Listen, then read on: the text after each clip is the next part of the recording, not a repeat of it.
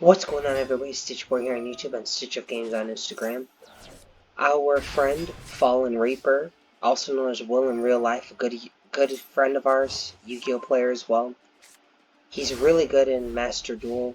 He started coming back into the trading card game. Very excited to have him.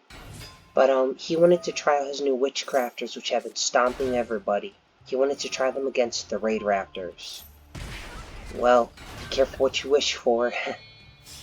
Right off the bat, we've already started off with Vanishing Lanius. When he's normal special summoned, he can special summon another Raid Raptor level 4 lower to the field. We use our Pain Lanius, we took some damage, special summon him out, he becomes level 4.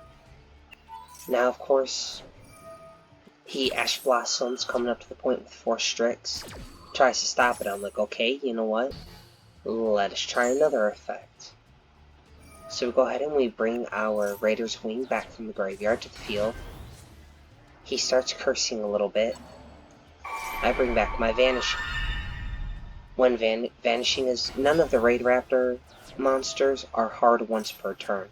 So as long as you send them to the graveyard and bring them back, they can reuse their effects all over again.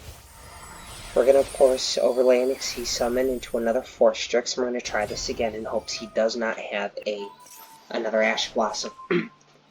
We're going to add Vanishing to hand. Vanishing's effect is, Strangle Lanius to hand. Strangle Lanius' effect is, if we have a dark monster on the field, we can special summon him to the field. And then if we have a dark, if we have an Xyz monster with a dark Xyz monster as material, he can special summon a Raid Raptor from the graveyard to the field in defense position and negate its effects, which will allow us to continue into our Xyz plays. Well, as you can tell, our opponent, we didn't know at the time, but our opponent, he has no spell cards in his hand, and as you know, Witchcrafters rely on spell cards. I wanted to build my board because I know he does have a boss monster, which is that Golem, Arla, Aluru, or whatever the heck it is. So, of course, we're going to bring out Cyber Dragon Infinity. Cyber Dragon Infinity, he gains 300 attack for each material attached to him once per turn. On our turn, he can attach a face-up attack position monster anywhere on the field to him as material, and he's an Omni-Negate, but sadly he's only once per turn. Arc Rebellion Exceed Dragon, I'm sure you've all seen him.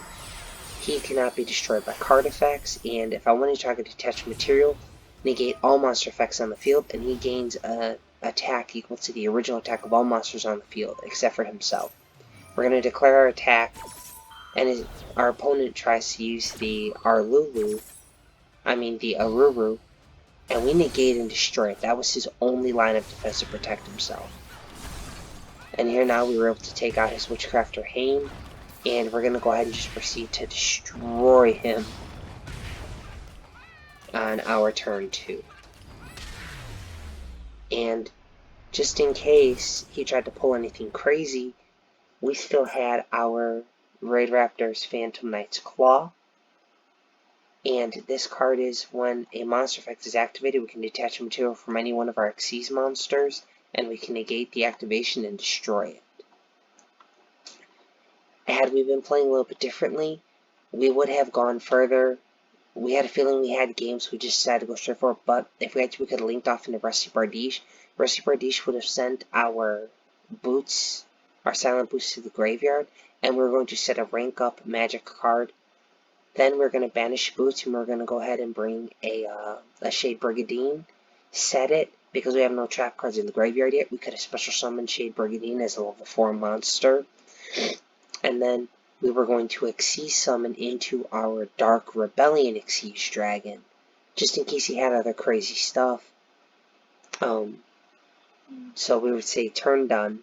Then we'll go ahead and we would bump up our Dark Rebellion into Dark Requiem.